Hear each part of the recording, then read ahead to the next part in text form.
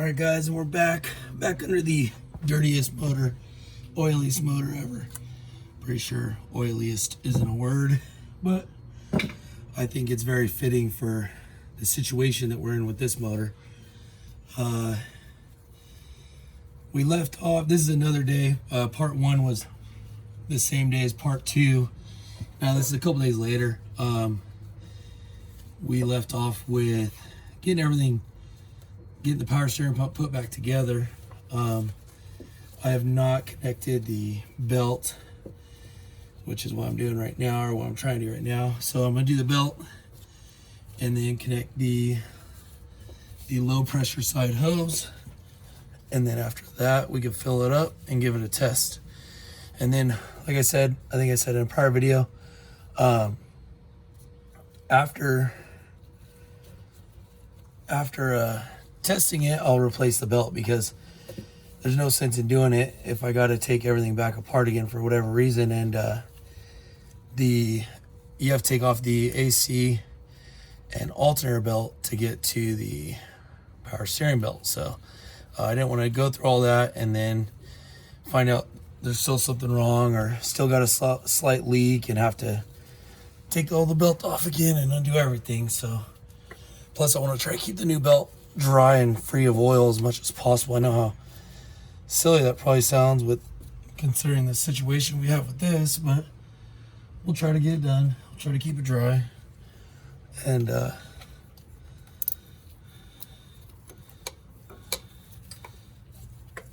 try to get this bolt stretched on.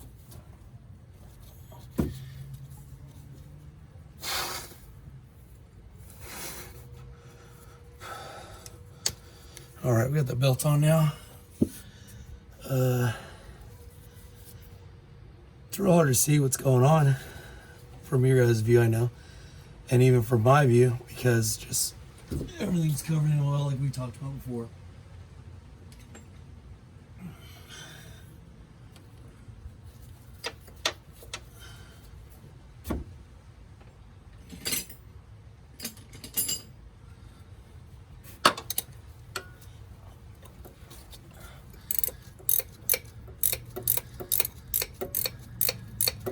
At least it's not raining today.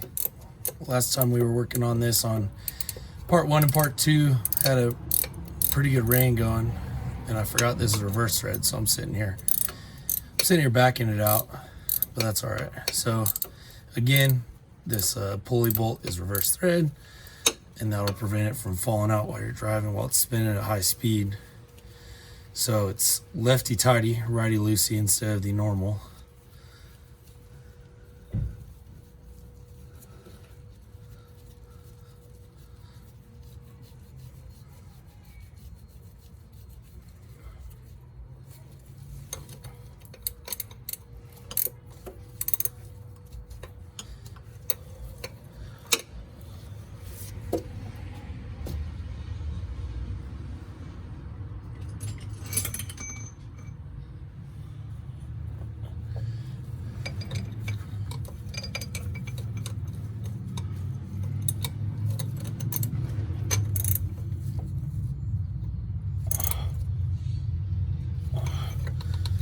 All right, so it's on there good and tight.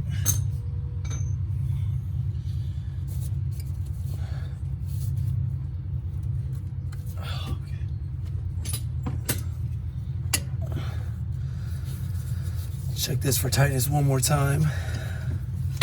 I just want to make sure it's set in there really well, so that way I don't have to do this all over again, because as you can tell, it is not fun. I think that's in there as tight as I can get it. I just hit you guys with the camera. Hit the camera anyway. All right, so now I gotta go up top and get that oh wait, I should connect the sensor for the high pressure side.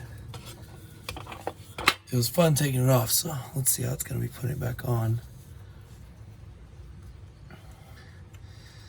Again, you guys can't see, but that's okay, because neither can I.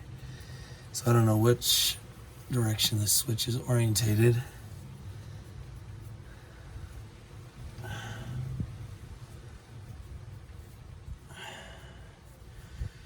it only goes on one way, so I guess you don't really need to see what you're doing.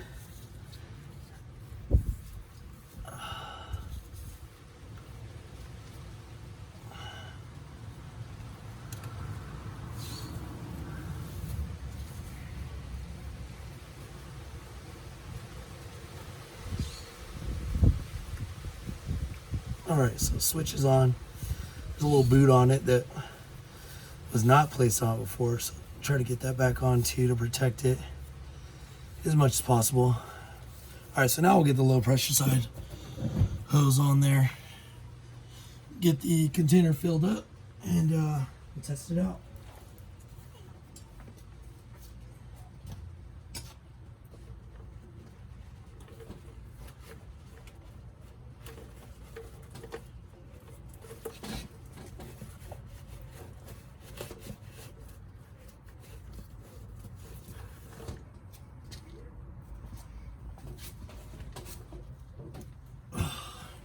All right, the napkin stayed this time, so if there is any fluid left, which there is, yeah, still a little bit left. I got a napkin kind of holding it so it doesn't go absolutely everywhere. But either way, it's getting messy. It's not about how messy, it's how clean you can try and keep it, I guess. Like I said, I got a catch bin down here if you guys can't see, and catch it as much as I can. And when I'm done, I'll throw some cat litter down. I got some cat litter laying around. They got some special absorbent stuff for oils and whatnot if you really wanted to, but before that, all they used was cat litter, so that's what we got going on. We use cat litter, soak it up, sweep it up, and then throw it away. All right, let's get this hose on there.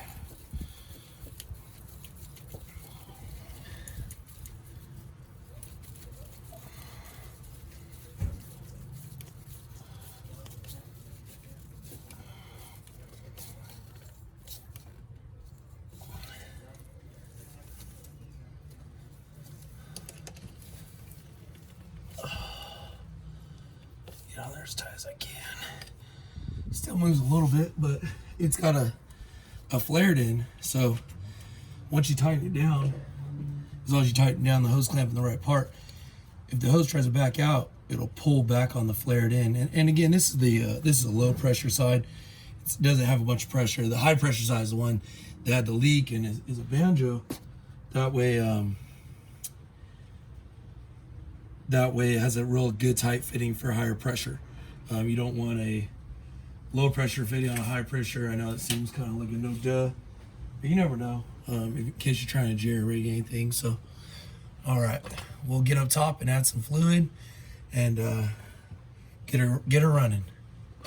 All right, guys. So now we're back up top here. We got the power steering fluid reservoir. Like I said, it's pretty well covered and fluid all over this side of the motor from the power steering fluid. There's other parts of the motor that have other kinds of fluid on it, but try to clean this out. The inside had looks like some old fluid. Just got some over-the-counter power steering fluid, nothing special, no name brand stuff. It's just from the local parts store. Taped it up because I'm definitely not getting sponsored, at least not yet. So we'll get some fluid in here, and the fluid that was in there before was real clear. In the first video, when we pulled that hose, I mean, it was real clear because the customer's been adding and adding and adding, and it's just been leaking and leaking and leaking. So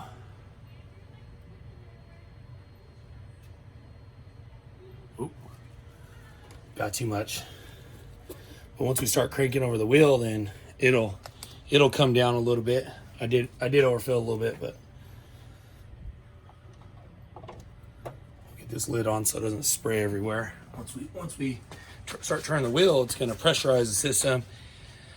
And sorry, let me move that bottle out of the way. It'll pressurize the system, and then it could potentially spray more all over the engine bay if that lid's not on tight. So if if you ever have a power steering leak, check that lid. Check there's an O-ring on the lid.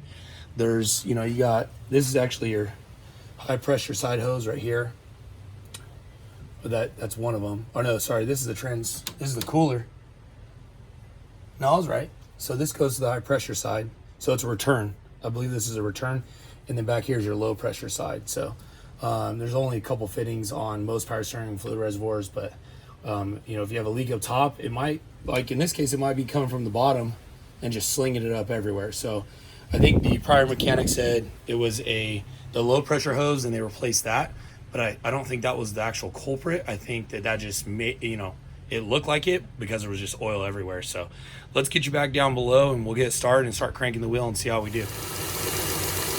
Whoop. Okay, go ahead.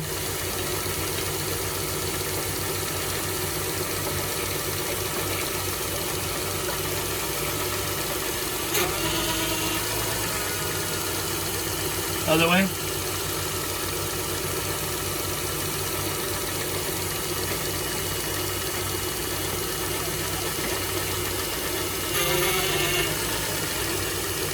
Other way.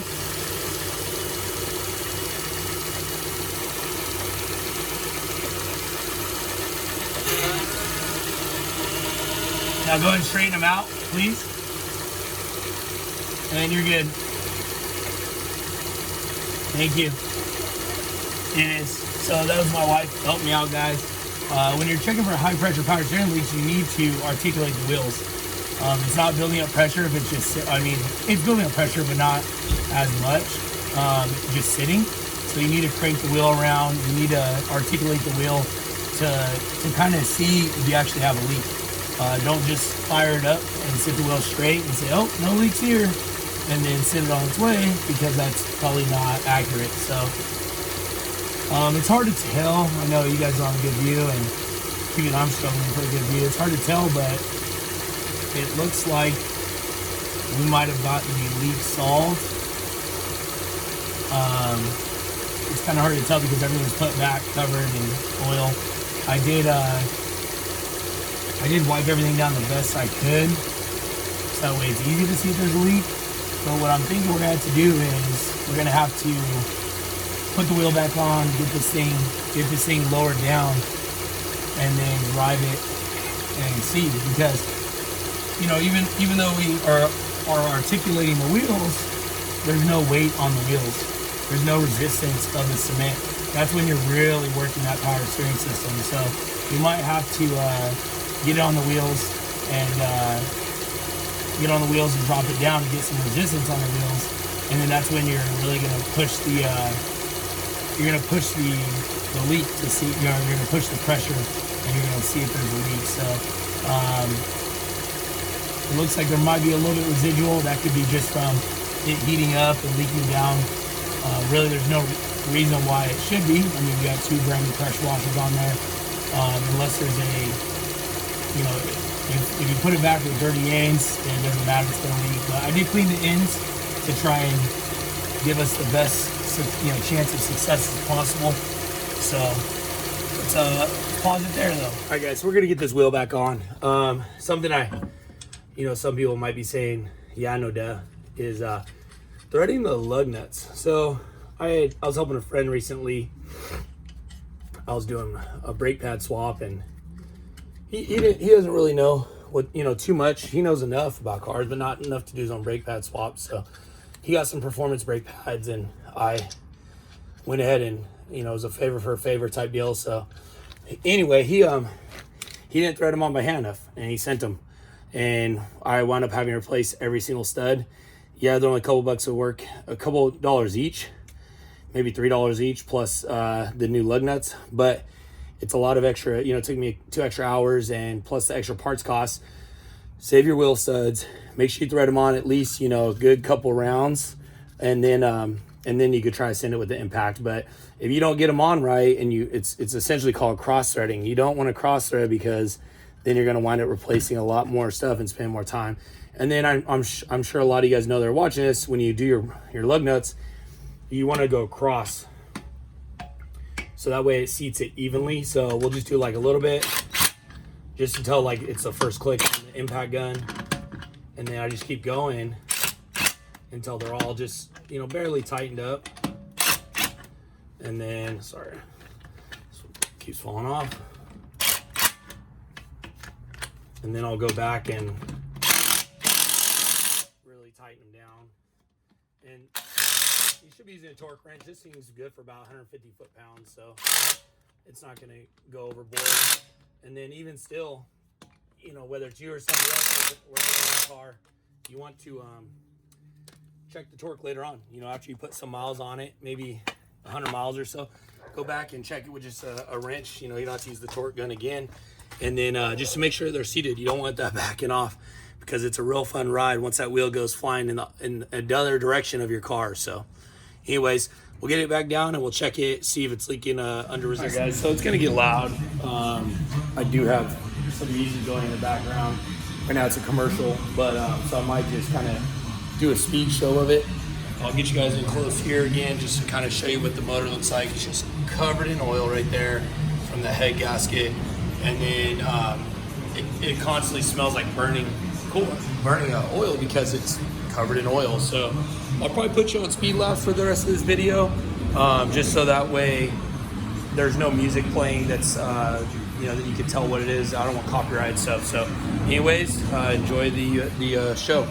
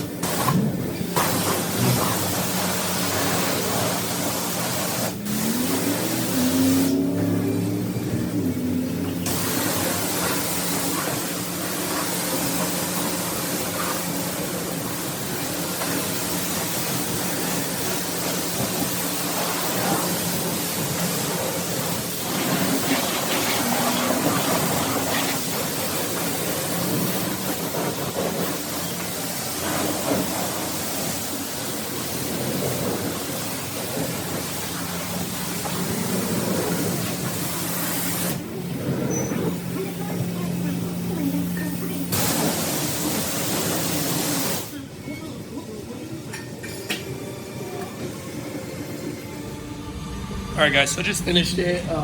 Last one's gonna be time lapse, so I'll just go over it again. This is just simple green, just an organic cleaner mixed, I think like 2 to 1. I feel like it does an okay job with getting the grease off, and then we have heat. The water that I'm using here is hot, and there's drains under here, so what it does is it captures all that oil-covered water, and there's a company that comes and like pumps it out, and it doesn't just go down to the drain, essentially into the waterways. So again, make sure you guys try to recycle your oil, try to do everything the right way for the most part, and then this is just one of my things I like to do. I should have done this before I started working on the car because there was just so much oil, but usually I like to do this for customers before I return it to them. And then what I'll do is I'll put on some shine on some black parts. It just kind of shows you. I mean, look at the valve cover gasket that had oil on it. That could have been just from somebody overfilling the cap, somebody spilling it over when they installed it. So now the process is to let this air dry a little bit. These modern day cars are meant to get wet, not completely submerged, but get wet. So especially the alternator, you want to kind of let that sit for a little bit. As long as you have a sealed air box, you can do this. I'm not liable for any problems that you may run into. If you have wires that have been hacked up and modified and all this stuff, then maybe don't do it. If you have an older car, then maybe don't do it where the seals and the connections aren't that good. But this car is in pretty good shape when it comes to that, at least. So, everything's pretty much watertight. So we'll let this sit a little bit, and then we'll take it on home and swap that belt out for the correct one and get this shined up and get it on the way. All right, guys, so now what we're doing is to get the power steering belt off, you have to get the other belt off, which is the alternator and I believe AC compressor belt. It's all run on the same pulley system, and it goes the alternator belt, and then closer to the engine is the power steering belt. So you have no choice but to take off the alternator belt to get to the power steering, and that belt is done. So this alternator belt actually looks pretty good. It's basically 3 bolts. One of them swivels, kind of like the power steering pump, and then there's an adjuster bolt that I'm loosening right now. What that does is it allows the alternator to move down, and then you can pull the belt off. So I got enough tension, enough slack now to where I can pull the belt off. And now I got the belt down below, and then I got to get the car up in the air. I didn't think that I was trying to save my back and not get it up in the air, but I'm gonna have to get up in the air and at least get the passenger side wheel off, so that way I could get in there and swap the belts out. So let me get it up in there, and we'll go from there.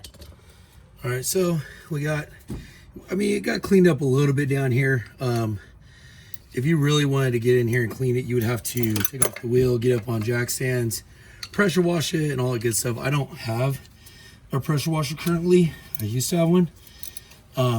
So it's gonna have to be good enough. I mean, it's a lot cleaner down here. The frame is a little bit cleaner. The underside, I mean, I did what I could. But it's definitely more bearable to work on now than it was before. So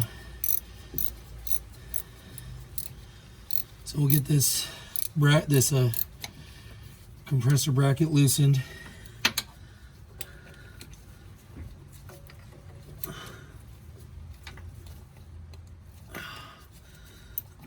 All right, so it's loosened as much as it can be. You want to slip the belt off the power steering pump first, because the main crank pump like I said, it's 2 pulleys, so the outer one is bigger, and that's for the alternator and stuff like that. So if you can, you want to try to take it off the power steering pump first. It's going to be easier once you get it off this to take it off the other one. So that's what we're going to go with. It's loose, but it's still a tight fit, so we'll get it off though.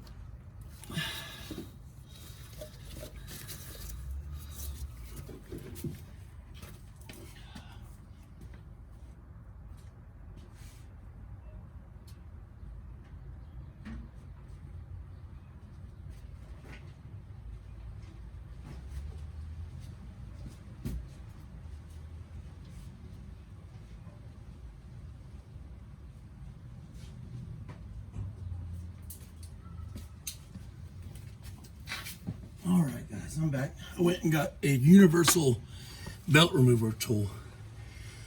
I'll let focus on that for a second. Obviously only do this when the belt's garbage, and this one definitely is. So we're gonna just cut it because it's being a pain in the butt. And then we have our new one. Just a local hardware store, name brand, nothing special, not a Gates or anything like that. We got a 4-rib belt, made in Mexico. Like I said, nothing special. We're gonna put her on this side first. I'm thinking that belt either wasn't made for this car, the one that was on there, or something, because it's been a pain in the butt to take off ever since I got it. Got this vehicle. Now this one just slid right on. Brand new belt. So I'm not sure what the deal is with that, and then you wanna make sure that it's in the grooves. Fill your pulleys, fill the outsides, make sure it's in there. And then we'll do that again after we tighten it up to make sure it's on the grooves. Because if you're not on the grooves, it's gonna really shred that belt, especially with this this pulley wheel is already pretty tore up for some reason. So if it's it'll tear it up. I mean, I don't know if you guys can see that right here, but there's a bunch of missing pieces on this edge of this wheel. So you want to make sure that you have it in there right, or you're gonna shred your new belt. Get this bolt close to tight, and then we will use a big flathead screwdriver that's gonna put some pressure on it, and we'll get it tightened up because there's no pressure on it right now.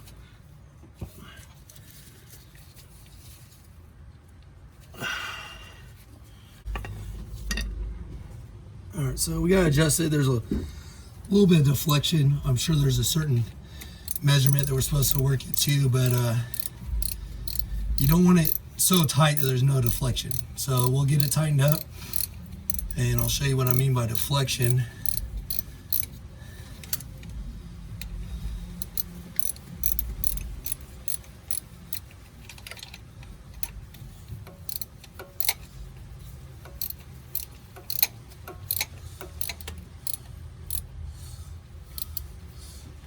All right, so deflection is how much the belt moves from its center line. So you'll push it one way and measure, and push it the other way and measure. This has maybe ½ an inch of deflection, if that. And I think that's going to be a good amount. Definitely a good amount to start with. And on this, it's not as imperative on these kind of belts. If you're doing like a timing belt, or if you have a belt that's, this is a serpentine system, so it has the AC, the alternator, and the power steering. So they're not necessarily critical, whereas like a timing belt, if it's wrong, then you could be out of time, and then your motor is going to be destroyed. This, if it's out of, if it's not correctly tensioned, let's say it's a power steering, you might lose a little bit of pressure, especially when you get all the way to lock. Basically, lock is all the way to the right or all the way to the left. Full lock is when you're all the way to the right. Full lock to the left is all the way to the left. So when you're full lock, when it's at the peak pressure that the pump is trying to do, it might lose a little bit of pressure, but in this case, I think that deflection's a good amount right there. Definitely to start with. And now we're gonna go back up top and get the alternator belt back on. All right, so now we're back up top. Gonna try to get this alternator and AC compressor and belt, everything lined up. Again, before once you tighten it down, or before you tighten it down, just make sure it's on all the pulleys correct, or it'll just chew that belt up. So we got it lined up pretty good. So now we're gonna get down here and switch this ratchet to righty-tighty, and we're just gonna go to town. And what it does is it's a long bolt, long thread bolt, and it'll push on it on a metal piece, and it like slowly articulates the alternator. And what that does is it tightens up the belt as you slowly go, and then once you're done, then you want to tighten up the mounting bolts. So there's technically only one mounting bolt for an alternator on this, at least on this one, and then there's a tensioning bolt, and that's how you adjust your tension on your belt, or that's how you take your belt off. You just slowly loosen the belt, and you'll see the alternator move.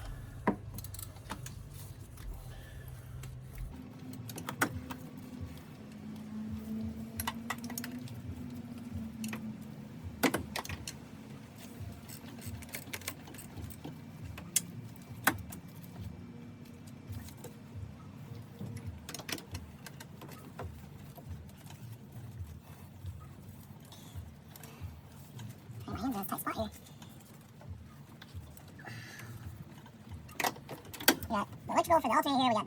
We got the compressor, the AC compressor sides lines right away too, and then some other sensors, the radiator. It's a tight fit. I mean, it's a big V6 in a van engine bay. These engine bays in these cars just keep getting more and more cramped. They put bigger motors in them, or they make them smaller cars. And sometimes it's challenging to work on these. I mean, I think in part they do it so they're the only ones who work on it, and in part they do it so they can, get as much engine in the small engine bays as they can.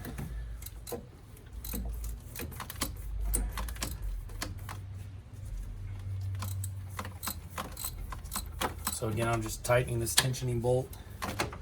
And once it has a good amount of tension on it, then what we'll do is we'll lock it down. There's a bolt that kind of locks down that tension bolt so it doesn't spin out on you. And then we'll tighten up the mounting bolt. And that'll keep the alternator from moving. So now we're on our way. Still got a lot of room to go. You gotta back it off quite a bit to get the belt completely off.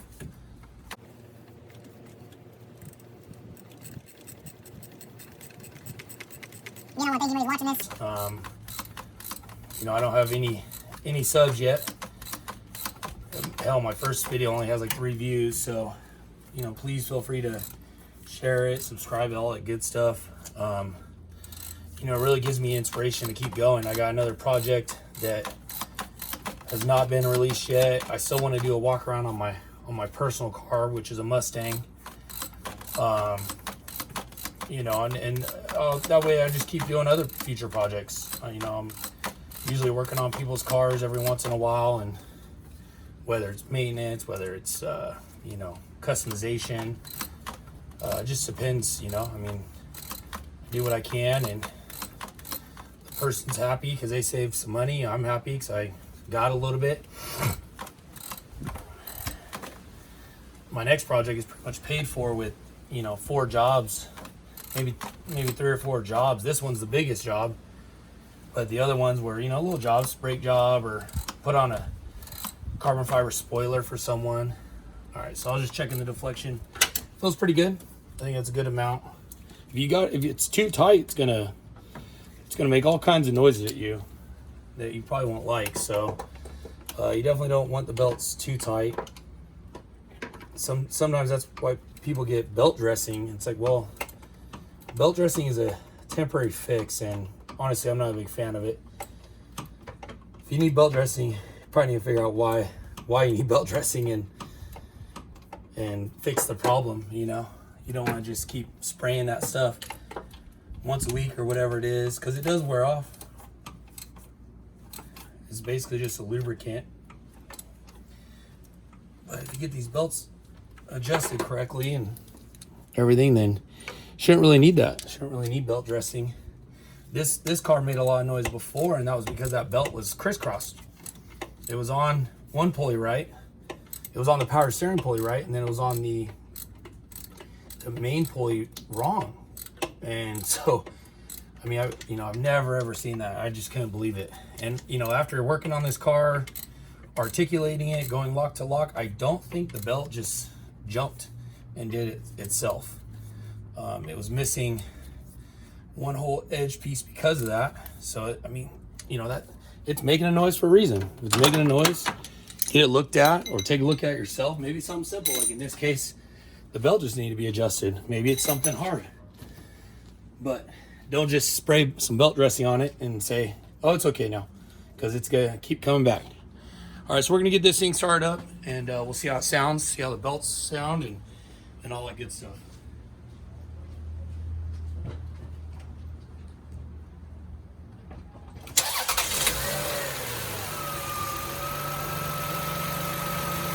And that is how it should sound. This thing squealed quite a bit when I first got it. The belts are smooth, real quiet. You hear the ticking of the injectors. I don't know if you guys can hear it, but I can hear it. And that's what you want to hear. You don't want to hear your belt squealing, because that's when you get a bunch of issues. So I'm going to turn the steering wheel a little bit.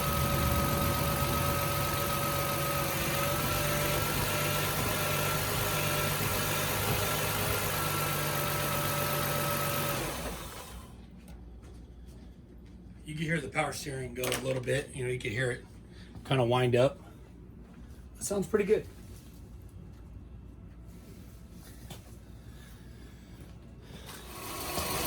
All right, guys, we're gonna try to get you in here.